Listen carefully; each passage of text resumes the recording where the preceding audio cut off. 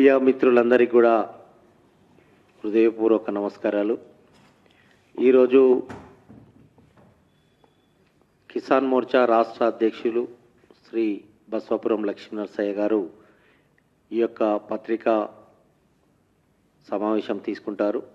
ఈ సమావేశంలో పాల్గొన్నటువంటి పెద్దలు, నాకు కుడివైపున ఉన్నటువంటి పెద్దలు జాతీయ కార్యవర్గ సభ్యులు పాపయ్య గౌడ్ గారు, మరియు ఆ పక్కన ఉన్నటువంటి రాష్ట్ర ఉపాధ్యక్షులు అనుజ్ఞారెడ్డి గారు, ఆ పక్కన ఉన్నటువంటి మా legal cell convener Kasetti Kumar గారు, ఆ పక్కన ఉన్నటువంటి రాష్ట్ర అధికార ప్రతినిధి గోపాల్ రెడ్డి గారు, నాకు ఎడమవైపు ఉన్నటువంటి మిత్రులు నా సహచరుడు రాష్ట్ర ప్రధాన కార్యదర్శి దేవర శ్రీనివాస్ గారు, ఆ పక్కన ఉన్నటువంటి సోదరుడు చంద్రయ్య గారు రాష్ట్ర కార్యదర్శి, ఆ పక్కన ఉన్నటువంటి చంద్రశేఖర్ పంతులు గారు రాష్ట్ర కోఆర్డినేటర్.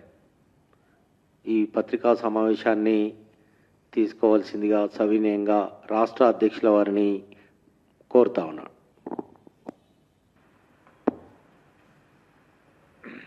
మీడియా మిత్రులకు నమస్కారం. మొదటగా తెలంగాణ రైతులకు, యావత్ భారతదేశ రైతాంగానికి గౌరవ ప్రధానమంత్రి నరేంద్ర మోదీ గారు మళ్ళీ ఒక 5 సంవత్సరాలు కిసాన్ సమ్మాన్ నిధిని పొడిగించి దాదాపు 3,15,614 కోట్లు కేటాయించడం జరిగింది. దానికి తెలంగాణ భారతీయ జనతా పార్టీ కిసాన్ మోర్చా తరఫున, తెలంగాణ రైతాంగం తరఫున వారికి ధన్యవాదాలు, కృతజ్ఞతలు తెలియజేస్తున్నాను. ఇది చాలా గొప్ప విషయము. గౌరవ ప్రధానమంత్రి నరేంద్ర మోదీ గారు రైతులపై ఉన్న ప్రేమ, దేశాన్ని మీద ఉన్న ప్రేమ, రైతే రాజు, దేశానికి వెన్నుముక లాంటి వాడు రైతు కాబట్టి రైతు బాగుండాలని ఆలోచన తీసుకున్న నిర్ణయం కాబట్టి వారికి ధన్యవాదాలు తెలియజేస్తూ, ఇక రాష్ట్ర ప్రభుత్వ వైఖరి రైతులపై ఉన్నది ఏందనేది మీకు సవినయంగా మనవి చేస్తాను. ప్రతిసారి ధాన్యం కొనుగోలు విషయంలో రాష్ట్ర ప్రభుత్వము మేము ధాన్యాన్ని కొంటున్నాము, ధాన్య సేకరణ సహకరించడం లేదు కేంద్ర ప్రభుత్వం అని చెప్పి కేంద్ర ప్రభుత్వంపై ప్రతిసారి కూడా దుమ్మెత్తిపోయడము శోచనీయం. మీకు గణాంకాలతోనే మీ ద్వారా ఈ ప్రభుత్వానికి కూడా చెప్పడం జరుగుతున్నది. రాష్ట్ర ప్రభుత్వం అధికారంలోకి వచ్చిన తర్వాత ప్రతిసారి కూడా ధాన్యం కొనుగోలులో కేంద్ర ప్రభుత్వమే కీలక పాత్ర వహిస్తూ దానికి సంబంధించిన బడ్జెట్ని కేటాయించడము, ధాన్యము కొనుగోలు, మిల్లింగు, బార్దానా, సుతిలి, ట్రాన్స్పోర్టు పూర్తి స్థాయిలో కేంద్ర ప్రభుత్వ నిధుల ద్వారా ఈ రాష్ట్ర ప్రభుత్వము కొనడం జరుగుతున్నది. రాష్ట్ర ప్రభుత్వం యొక్క బాధ్యత ఏంటంటే రాష్ట్ర ప్రభుత్వము ధాన్య సేకరణ చేసి మిల్లింగు పంపించి మిల్లుల ద్వారా వచ్చిన బియ్యాన్ని ఎఫ్సిఐకి కేటాయించాల. ఎఫ్సిఐ వాళ్ళు పూర్తి స్థాయిలో ఈ ఆహార పంపిణీ వ్యవస్థలో సివిల్ సప్లై ద్వారా ప్రజలకు పంపిణీ చేయడం జరుగుతున్నది. అంటే దీనిలో ఓన్లీ రాష్ట్ర ప్రభుత్వం యొక్క పాత్ర ఏంది అంటే ప్రొక్యూర్మెంట్ చేసి ఎఫ్సిఐకి ఇవ్వడమే. దీనికి సంబంధించిన పూర్తి స్థాయి బడ్జెట్ కేంద్ర ప్రభుత్వమే నిధుల నుంచే రావడం జరుగుతుంది. కానీ ఇక్కడ రాష్ట్రంలో గత 3 సంవత్సరాలుగా చాలా ఘోరమైన పరిస్థితి ఉన్నది. ఈ రాష్ట్ర ప్రభుత్వం యొక్క బాధ్యత రాహిత్యమా తెలియట్లేదు. దాదాపు 2024-25 ఖరీఫ్ సీజన్లో 36 లక్షల మెట్రిక్ టన్నులకు గాను 31 లక్షల మెట్రిక్ టన్నులే ఇచ్చిండ్రు బియ్యం ఎఫ్సిఐకి.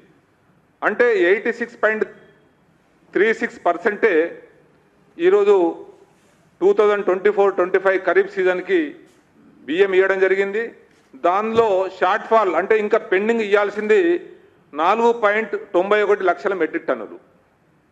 అదేవిధంగా 2024-25 రబీ సీజన్కి సంబంధించి 35 లక్షల మెట్రిక్ టన్నులు ఏదైతే అగ్రిమెంట్ చేసుకోవడం జరిగిందో అందులో నుంచి ఓన్లీ 30 లక్షల మెట్రిక్ టన్నులే ఇవ్వడం జరిగింది.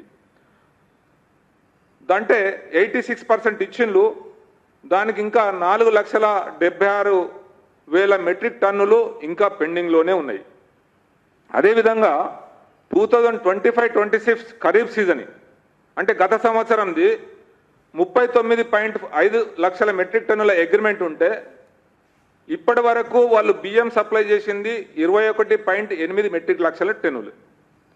అంటే దాదాపు ఈ 3 సంవత్సరాలలో అధికారంలోకి వచ్చిన తర్వాత ఇంకా 55% చేసిన తర్వాత 45% అంటే 17,70,000 మెట్రిక్ టన్నులు మనకి ఇంకా పెండింగ్లో ఉన్నాయి. అంటే ఇంతవరకు కూడా ఎఫ్సిఐకి రావలేదు. రాష్ట్ర ప్రభుత్వ బాధ్యత రాహిత్యం వల్లనే ఈరోజు ఈ పరిస్థితి ఉత్పన్నమైంది. రైతులకు మేలు చేయాల్సిన ప్రభుత్వము మరి రైతులకు ఏం చేస్తున్నది అనేది దీనివల్లనే తెలుస్తున్నది. అదేవిధంగా 25-26 రబీ సీజన్కు సంబంధించి 35 లక్షల మెట్రిక్ టన్నుల నుంచి 3,58,00,000 మెట్రిక్ టన్నులే ఇవ్వడం జరిగింది. అంటే దీనిలో ఇంకా 31 లక్షల మెట్రిక్ టన్నులు ఇంకా బియ్యం రావాల్సింది ఎఫ్సిఐకి. మొత్తం ఇప్పటి వరకు పెండింగ్ అంటే ఈ 3 సంవత్సరాలకు సంబంధించి పెండింగ్లో ఉన్న బియ్యం ఎంత అంటే 58,79,000 మెట్రిక్ టన్నులు. దీనికి సంబంధించిన కేంద్ర ప్రభుత్వం పూర్తిగా నిధులు విడుదల చేయడం జరిగింది. కానీ ఇక్కడ రాష్ట్ర ప్రభుత్వము బియ్యము ఎఫ్సిఐకి సరఫరా చేయడంలో పూర్తిగా లోపభూయిష్టంగా ఉంది. అంటే ఈ 58 లక్షల మెట్రిక్ టన్నుల బియ్యం సిఎంఆర్ ఏదైతే ఉందో ఇది రైస్ మిల్లుల్లో ఉందా లేదా రాష్ట్ర ప్రభుత్వ గోదాములలో ఉందా అనే విషయం ఇప్పటికి కూడా ఎవ్వరికి అంతు చిక్కని ప్రశ్న. ఈరోజు రాష్ట్ర ప్రభుత్వము రైస్ మిల్లర్స్తో కుమ్ముక్కై రైస్ మిల్లర్సు ఏ రకంగా దోపిడీ చేస్తున్నారో మీకు ఇదివరకే చెప్పడం జరిగింది. తూకం విషయంలో రైతులకు మోసం చేయడం జరుగుతున్నది. అదేవిధంగా తరుగు విషయంలో మోసం చేయడం జరుగుతున్నది. రకరకాల మోసాలు ఈ రైస్ మిల్లర్లు చేస్తూ ఇప్పుడు రాష్ట్ర ప్రభుత్వము సేకరించిన ధాన్యాన్ని వారి దగ్గర పెట్టుకొని అంటే గత వారం రోజులుగా మనం చూడడం జరుగుతున్నది పేపర్లలో మీడియాలలో రాష్ట్ర ప్రభుత్వము విజిలెన్స్ ఎన్ఫోర్స్మెంట్ ద్వారా రైస్ మిల్లను రేడ్ చేయడం జరుగుతున్నది. ఎందుకబ్బా అంటే ఏదైతే ఈ ధాన్య సేకరణ కేంద్ర ప్రభుత్వ నిధుల ద్వారా ధాన్య సేకరణ జరిగిందో ఆ ధాన్య సేకరణను రైస్ మిల్లకు పంపించడం జరిగింది. కానీ ఆ రైస్ మిల్లలో రైస్ లేదు, బియ్యం లేదు. ఈ విధంగా ఎన్ఫోర్స్మెంట్ డైరెక్టర్ వాళ్ళు విజిలెన్స్ వాళ్ళు తనిఖీలు చేస్తే పూర్తి స్థాయిలో బయటపడుతున్నది. అంటే మరి ఆ బియ్యం ఎటుపోయినట్టు సివిల్ సప్లై వాళ్ళు పంపించారా, సివిల్ సప్లై వాళ్ళు తప్పించారా, లేకుంటే రైస్ మిల్లర్స్ అమ్ముకొని ఆ డబ్బును రొటేషన్ చేసుకుంటున్నారా? అంటే దాదాపు ఇప్పటి వరకు 58 లక్షల మెట్రిక్ టన్నుల బియ్యము ఎఫ్సిఐకి రావాల్సింది ఉంటే మరి దానివల్ల ఫైనాన్షియల్ ఇంప్లికేషన్ వడ్డీ కానీ డబ్బు కానీ మరి ప్రభుత్వం దగ్గర లేకుండా రైస్ మిల్లర్ల దగ్గర లేకుండా రైతులకు నష్టం కలిగించే విధంగా ఈ రాష్ట్ర ప్రభుత్వం వ్యవహరిస్తుంటే ఆ డబ్బంతా ఎటుపోయినట్టు. ఇది ఒక పెద్ద స్కామ్. దీని మీద పూర్తి స్థాయిలో ఈ రాష్ట్ర ప్రభుత్వము ఒక శ్వేతపత్రం విడుదల చేయాలి. గత 3 సంవత్సరాలుగా ధాన్య సేకరణ ఎంత, ధాన్య సేకరణ ప్రకారము ఏదైతే బియ్యాన్ని ఎఫ్సిఐకి ఇవ్వాల్సిన అవసరం ఉండేనో ఎంత ఇవ్వడం జరిగింది, ఎంత రైస్ మిల్లర్ల దగ్గర ఉన్నది, ఎంత రాష్ట్ర ప్రభుత్వ గోదాములలో ఉన్నది, ఇది పూర్తి స్థాయిలో శ్వేతపత్రం విడుదల చేయాల్సిన అవసరం ఈ రాష్ట్ర ప్రభుత్వానికి ఎంతైనా ఉంది. ఈ రాష్ట్ర ప్రభుత్వము ఈ మధ్యలో రేట్స్ వల్ల రైస్ మిల్లలో పూర్తి స్థాయిలో వాళ్ళకు స్టాక్ ఎక్కడ కూడా కనిపించడం లేదు. చాలా మట్టుకు అన్ని జిల్లాలలో కూడా రేట్లు జరుగుతున్నాయి. మళ్ళీ ఆ రేట్ల వల్ల తేలుతున్నది ఏంటంటే ఈ ధాన్యాన్ని మనం ఇవ్వడం జరిగిందో ఆ ధాన్యంలో సంబంధించిన బియ్యము అక్కడ వాళ్ళ దగ్గర స్టాక్ లేదు. సో మరి అటువంటి వాళ్ళ రైస్ మిల్లని మరి మీరేం చేస్తున్నట్టు రాష్ట్ర ప్రభుత్వం? అటువంటి దోపిడీ చేసే రైస్ మిల్లర్ల యజమానుల మీద ఇమీడియట్గా మీరు పీడీ యాక్ట్ పెట్టాలా, ధాన్యాన్ని రికవరీ చేయాలా, ఎఫ్సిఐకి ఇవ్వాలా. ఈ బాధ్యత ఈ రాష్ట్ర ప్రభుత్వం తీసుకోవాల్సిన అవసరం ఉన్నది. మీరు ప్రతిసారి కేంద్ర ప్రభుత్వం మీద అబండాలు వేస్తుంటారు. కేంద్ర ప్రభుత్వం రైతుల గురించి పట్టించుకోవట్లేదు, ధాన్య సేకరణలో పట్టించుకోవట్లేదు అని చెప్పి. కానీ ధాన్య సేకరణలో మీకు తెలుసు, మా రాష్ట్ర గౌరవ మంత్రి కిషన్ రెడ్డి గారి ద్వారా పోయిన 2 వారాల కింద కేంద్ర ప్రభుత్వాన్ని కలవడం జరిగింది, పౌర సరఫరాల శాఖ మంత్రి గారిని. దానివల్ల మళ్ళీ ఇంకా 8 లక్షల టన్నులు కూడా కొనటానికి పర్మిషన్ రావడం జరిగింది. అంటే కేంద్ర ప్రభుత్వం ఎప్పుడు కూడా రైతుల పక్షాన ఉంటుంది.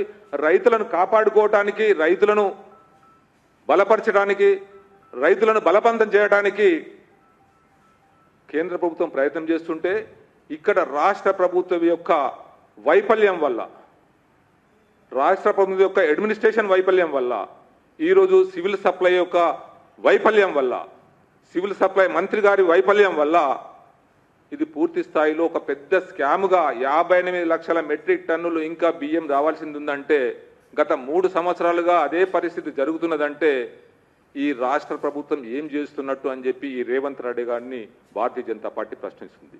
ఇది పూర్తి స్థాయిలో రేవంత్ రెడ్డి గారి వైఫల్యం వల్లనే ఈరోజు ఇంత పెద్ద స్కామ్ జరగడానికి ఆస్కారం ఉంది.